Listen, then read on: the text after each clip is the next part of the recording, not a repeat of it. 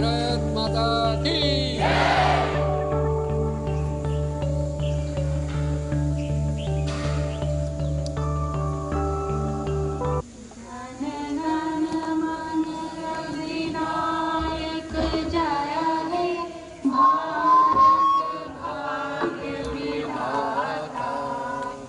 पंजाब सिंध गुजरात मराठा द्राविड़ उत्कल बंग विंध हिमाचल जमुना गंगा उच्छल जलध तिरंग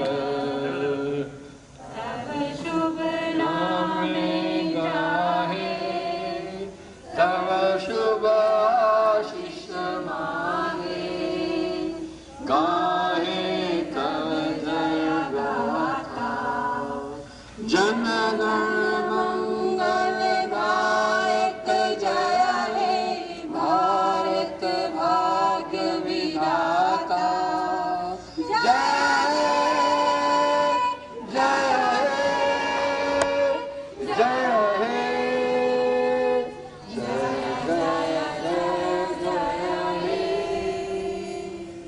भारत माता की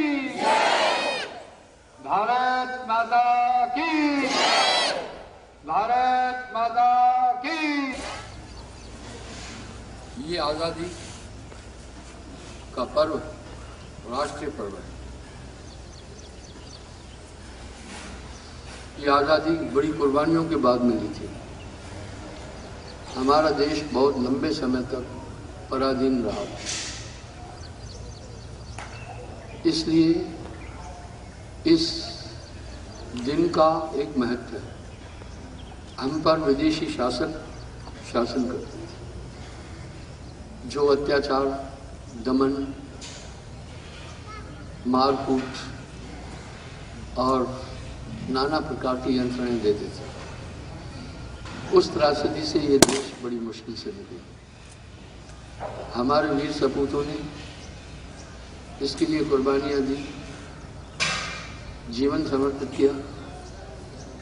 आज के दिन ऐसे उन सभी महान विभूतियों को नमन करने का समय है, जिन्होंने राष्ट्र के उत्थान और स्वतंत्रता के लिए अपने प्राणों को न्यौछावर किया। ये स्वाधीनता तो हमें मिली, स्वतंत्रता मिली, इसको बरकरार रखना सभी देशवासियों का कर्तव्य बनता है। राष्ट्र सिर्फ जमीन नहीं है, लोगों का समूह है। इस देश में रहने वाला हर एक व्यक्ति भारतीय है, हिंदुस्तानी है। इस समय हमारा देश दो बड़ी समस्याओं से जूझ रहा है, आंतरिक और बाह्य। आप सब में इतिहास वेता लोग भी हैं, किस प्रकार से विदेशी आक्रमणकारियों ने इस देश में विध्वंस मचाया, दमन किया, मारकाट मचाई। तो अभी हमारा ये लोकतांत्रिक देश है, यहाँ अब हम स्वाधीन हैं। यहाँ हमारा एक कर्तव्य है। हमारी स्वाधीनता का पौधा हमारे पूर्वज स्वतंत्रता सेनानियों ने, शूरवीरों ने अपने प्राण न्यौछावर करके लगाया, उससे सींचा। आगे इसकी सुरक्षा हम सबका कर्तव्य बनता है। पराधीन सुख सपना है ना, जो भी अधीन है वो सुखी नहीं रह सकता। किसी इंसान को जेल में रख दो, बंदिशें दो, अच्छा भोजन दो, बाकी सब चीज़ें करो, लेकिन उसकी पहली चाह होगी कि हम आज़ाद हो। इस तरह वतन आज़ाद हुआ, देश आज़ाद हुआ। इस समय ये देश दो समस्याओं से जूझ रहा है, आंतरिक और बाह्य। ये दोनों समस्याएं बड़ी गंभीर हैं। इन समस्याओं के निपटारे के लिए देश के हर एक नागरिक का सहयोग वांछित है। पहले मैं बात करूंगा बाह्य समस्या। हमारे पड़ोस के देश कुछ विस्तारवादी और हमारे देश में अशांति फैलाना चाहते हैं। उन्होंने कुछ हमारे देश के नागरिकों को भी भ्रमित किया और आतंकवाद को फैलाया। ये एक गंभीर समस्या है। इसमें निरीह लोगों को के प्राण जाते हैं। आप उदाहरण के लिए देखें, शुरू से ही आजाद होने के बाद देश थोड़ा थोड़ा इन समस्याओं से जूझ रहा था। हमारे पड़ोस के देश कभी नहीं चाहते हैं कि भारत मजबूत रहे। वो हमारा ध्यान सिर्फ सुरक्षा में लगाना चाहते हैं, विकास से हटाना चाहते हैं। हम सब नागरिकों का कर्तव्य है कि इस तथ्य को ठीक से समझें। आप देखें, जम्मू कश्मीर पर हमेशा विवाद रहा। जम्मू कश्मीर तो भारत का अंग है, इसमें दो राय नहीं है। जम्मू कश्मीर का विलय तो भारत में हुआ है, न तो चीन में हुआ है, न तो पाकिस्तान में हुआ है। जम्मू कश्मीर के एक बहुत बड़े हिस्से को धोखे से, दगाबाजी के कारण चीन और पाकिस्तान ने हड़पा। वो सामरिक दृष्टि से बहुत महत्वपूर्ण हिस्सा है। आप देख रहे हैं इस आतंकवाद में चीन बढ़ चढ़ करके पाकिस्तान की मदद कर रहा है। इसके पीछे बहुत बड़ा कारण है। अक्साई चीन जो भारत का हिस्सा था कश्मीर का, वो पाकिस्तान ने दगाबाजी से वहां विद्रोह करके कब्जा लिया था। उसमें से एक हिस्सा जो नियंत्रित नहीं कर सकता था, उसने चीन के हवाले कर दिया, जो आज अक्साई चीन की दृष्टि के नाम से जाना जाता है। और कुछ स्कर्दू, गिलगित, नॉर्थ सूबा आदि उनके पास है। उनकी समस्या है, वो ये समझ रहे हैं भारत अभी सक्षम हो गया है, इस कारण से वो कहीं ये वापस न ले। और इसमें सबसे ज़्यादा परेशान चाइना है। चाइना एक विस्तारवादी देश है। मैं शुरू से कहता आया कि ये भारत का एक बहुत बड़ा क्षेत्र है। और अक्साई चीन यहाँ वो क्षेत्र पीओके हमारे लिए बहुत बड़ा महत्वपूर्ण था, उसका महत्व है। उस पीओके के कारण हम रसिया से भी ज़मीनी तौर पर जुड़े हुए थे, अफगानिस्तान से, बाकी दुनिया के देशों से। तो यहाँ थोड़ी सी त्रुटि हुई। अब उसने एक योजना रखी। ये हमारे सभी देश के नागरिकों को इस पर चिंतन करना होगा, न कि सिर्फ राजनेताओं को। राजनेता आते हैं जाते हैं। भारत की राजनीति ऐसी है कि 2-4 साल एक शासन करता है, फिर दूसरी पार्टी आती है। खैर, उनका अपना अपना योग है, पर हर एक नागरिक का भी अपना एक कर्तव्य है।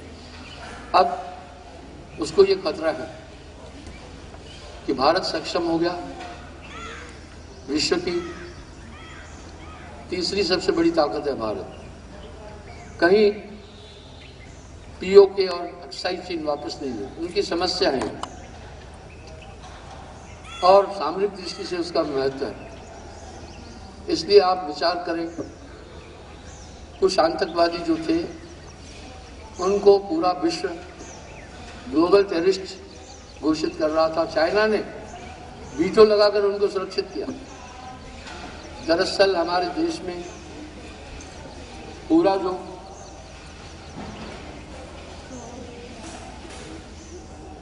आतंकवाद है, इसकी जड़ ही चाइना है। वो दूसरे के कंधे पर बंदूक रख करके इस देश को परेशान कर रहे हैं। उसको भय है कि भारत अक्साई चीन कहीं नहीं ले ले। दूसरी चीज, उसने क्या किया, हमारे सभी पड़ोसी देशों से जिनसे हमारा बहुत गहरा संबंध था, हमारे विरुद्ध कर दिया। एक कूटनीति द्वारा, एक गलत नीति द्वारा। नेपाल से हमारे बहुत पुराने संबंध हैं। यहाँ तक कि नेपाल के युवा भारतीय सेना में, गोरखा रेजिमेंट से लाखों लोग हैं। वो यहाँ से पेंशन लेते हैं और हमारा उनसे संबंध गहरा था। चीन ने उनसे हमारा संबंध विच्छेद कर दिया। अब वो भी चीन का राग गा रहे हैं। श्रीलंका से भी हमारा संबंध ही रहा, ऋण देकर उनको भी अपने अधीन कर दिया। बांग्लादेश को भी उसने अपने कब्जे में ले लिया। म्यांमार में भी वो बंगाल की खाड़ी में रूट बना रहा है। इस तरह वो एक महत्वाकांक्षी देश है और ये भारत के लिए बहुत बड़ा सरदर्द है। हम सबको सतर्क रहना होगा। देश में जो मैं सौभाग्य से भारतीय सेना का अंग रहा हूँ 24 साल, 1968 में मैंने सेना ज्वाइन की थी और 24 साल सर्विस करके मैं रिटायर हुआ, जूनियर कमीशन ऑफिसर था। इसलिए पूरी सीमा का मुझे ठीक ठीक से ज्ञान है। मैं वहाँ नौकरी किया हूँ। होंगकोंग, सिंगापुर, हाई, लुकुम, टांगसे आदि मैं वहाँ 2 साल रहा हूँ। वहाँ की स्थिति को ठीक से समझता हूँ। तो धीरे धीरे चाइना अब उसको भी हड़पने की कोशिश में है। वो वहाँ से सीधा एक कॉरिडोर बनाना चाहता है, शॉर्ट से बाकी देशों से मिलने की।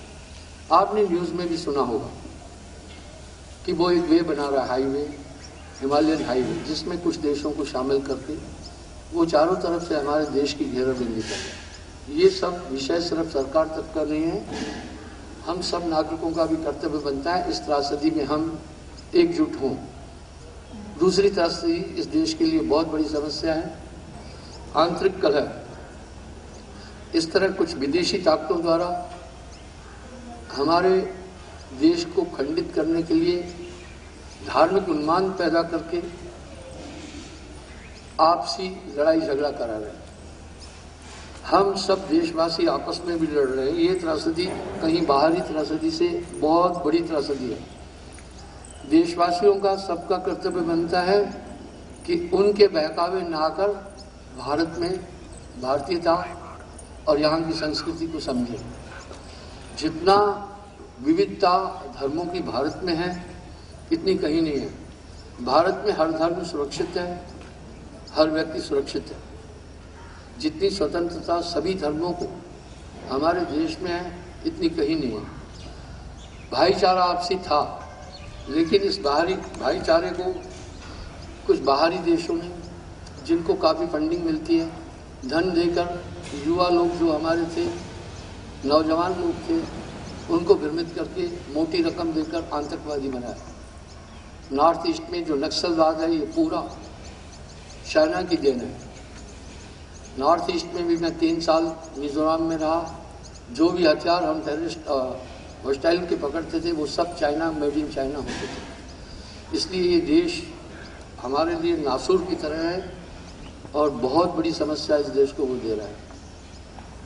आप देखिए कि जब आतंकवादियों पर बैन लगा रहा था पूरा विश्व एकजुट होकर, तो चाइना ने वीटो करके उसको हटा दिया था।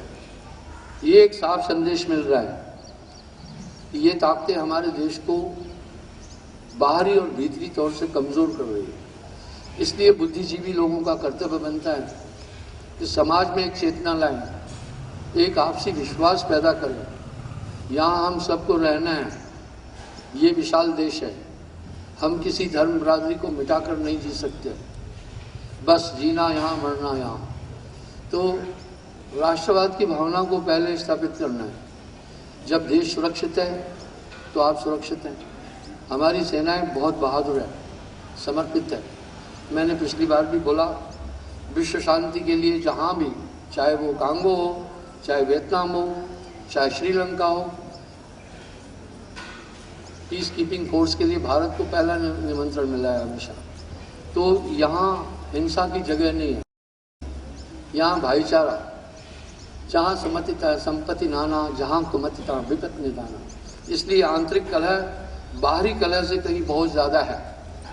आजकल इंटरनेट का ज़माना है, कोई एक पोस्ट कर देता है अफवाह, तो आप देखें बेंगलोर में कैसा हुआ, कई जगह ऐसा हो रहा है। इससे देश कमज़ोर होगा। देश कमज़ोर होने का मतलब है आप कमज़ोर होंगे। आप कमज़ोर होंगे यानी आप विनाश की तरफ जाएंगे। इसलिए यहाँ हम सबका एक फ़र्ज़ बनता है, पहले हम ये ध्यान रखें कि हम सब भारतीय हैं, हम सब हिंदुस्तान में रहने वाले हैं, हमारा वतन यही है और जितनी सुविधा यहाँ है। मैं आपको एक बात और बताना चाहता हूँ, 47 में 2 भाग हुए इस देश के, पाकिस्तान और भारत, जो भारत से मुस्लिम लोग गए आज भी उनको मुजाहिदीन के तौर पर माना जाता है, लेकिन जो पाकिस्तान से लोग हमारे देश में आए उनको हमने अपना नागरिक शहर स्वीकार किया। इसलिए भारतीय संस्कृति हिंसा की नहीं है, विस्तारवाद की नहीं है। ये कभी किसी देश को दखल नहीं दिया, कभी इसने किसी को दमन नहीं किया। चाइना जैसे देश जिनको अभी विश्व पूरा शेम शेम कह रहे हैं, छोटे छोटे देशों को डरा रहे हैं, हमारे पड़ोस में छोटे से देश हैं नेपाल, श्रीलंका, भूटान, पहले तिब्बत था, हमने कभी उनको छेड़ा नहीं। और चाइना धीरे धीरे अपने सभी पड़ोसियों को अपने बस में करता जा रहा है और वर्ल्ड पावर बनने के लिए वो सब कुछ करने के लिए तैयार है। खैर उसका तोड़ तो है। बस इस आंतरिक कलह में देशवासियों से यही प्रार्थना है, पहले राष्ट्र को आप समझें, बाकी बात की है। घर में लड़ाई भी होती है, लड़ाई होने के बाद मतभेद भी होते हैं, लेकिन सब हम घर में ही रहते हैं, घर छोड़ के नहीं जाते। इस तरह ये हमारा देश है, ये प्रकृति की ओर से बहुत संपन्न देश है।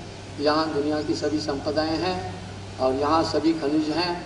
वैज्ञानिकों ने अभी सैटेलाइट द्वारा जानकारी लेकर ये जानकारी दी कि यूरेनियम जितना हिमालय में है इतना पूरे वर्ल्ड को इकट्ठा करो नहीं मिलेगा। और भारत से ही, हिमालय से ही तेल बहकर अर्बन कंट्रीज़ में जा रहा है। अगर भारत ये तेल निकालने लग जाएगा तो वहाँ एक बूंद भी तेल नहीं जाएगा। इसलिए प्राकृतिक रूप से भी हम संपन्न हैं, खुशहाल हैं, और सांस्कृतिक रूप से भी हम खुशहाल हैं। यहाँ की संस्कृति भी महान है। इसलिए इस संस्कृति से परे हट करके आप कौन से अलग देश की कल्पना कर रहे हैं? फिर वही रजवाड़ा हो जाएगा, एक राज्य दूसरे पर हमला करेंगे और नौजवान मरेंगे और उसके बाद लड़कियों को, माताओं बहनों को उठाकर विरोधी ले जाएंगे, दास दासियाँ बनाएंगे। हम सुरक्षित हैं यहाँ के न्यायालय भी सक्षम हैं, सभी चीज़ें हैं। तो राष्ट्र की भावना ज़रूर रखें। मतभेद हो सकते हैं, लेकिन इस मतभेद में राष्ट्र का अनहित नहीं किया जाए। मैं आप सबसे पुनः ये दरख्वास्त करूँगा कि आप राष्ट्रवाद की धारणा को अपने हृदय में रखें। ये मातृभूमि बड़ी संपन्न है, समस्त सुख देने वाली है। यहाँ का प्राकृतिक माहौल भी दुनिया का सबसे अच्छा माहौल है। अगर आप नक्शे को देखेंगे तो यूरोप के कुछ देशों की लाइन से ही भूमध्य रेखा के ऊपर हमारा देश आता है। 6 ऋतु यहाँ होती हैं, तो बाकी कहीं विलकता का सपना न ले। कुछ लोग धर्मांतरण करके भी, बलपूर्वक करके भी इस देश को कमज़ोर करना चाहते हैं। इसलिए 2 त्रासदियाँ मैंने आपके सामने जो रखी है, आप उस पर थोड़ा चिंतन करें। ये सिर्फ राजनेताओं का काम नहीं है, हर एक नागरिक का काम है। देश तो नागरिकों के द्वारा बनता है, न कि नेता के द्वारा बनता है। मैंने एक बार कई बात बोली है, मैं राजनेताओं से भी प्रार्थना करता हूँ। मैंने बोला एक चपरासी जो है वो एक कंपटीशन फेस करके पोस्ट लेता है, लेकिन राजनेता तो याचक है, वो तो एक याचक है। वो झोली फैलाकर लोगों को कहता है मुझे वोट दो, मुझे जिताओ। यानी अगर कहे कोई राजनेता मैं अपनी काबिलियत से आया, तो नहीं, चपरासी काबिलियत से आता है। राजनेता पब्लिक के आशीर्वाद से आता है। राजनेताओं का भी कर्तव्य है पब्लिक में हिल मिल कर रहें, पब्लिक के दुख सुखों को समझें और सच्चे हृदय से सेवा करें। और हम सब का भी कर्तव्य है, जो दीन दुखी है, कोई भूखा ना रहे, कोई भूखा न सोए, उनका हम सहयोग दें। कोरोना वायरस के कारण से देश में काफ़ी ज़्यादा संकट आया। इस स्थिति में हम सब का कर्तव्य बनता है अपने आसपास जो गरीब तबका है, हम उनको पूरी मदद दें, पूरा सहयोग दें और समानता की भावना रखें। अमीर गरीब कास्ट गलत प्रीत की भावना से दूर उठकर सिर्फ राष्ट्रवाद की भावना रखें। बोलिए सद्गुरुदेव की, भारत माता की, भारत माता की, भारत माता की।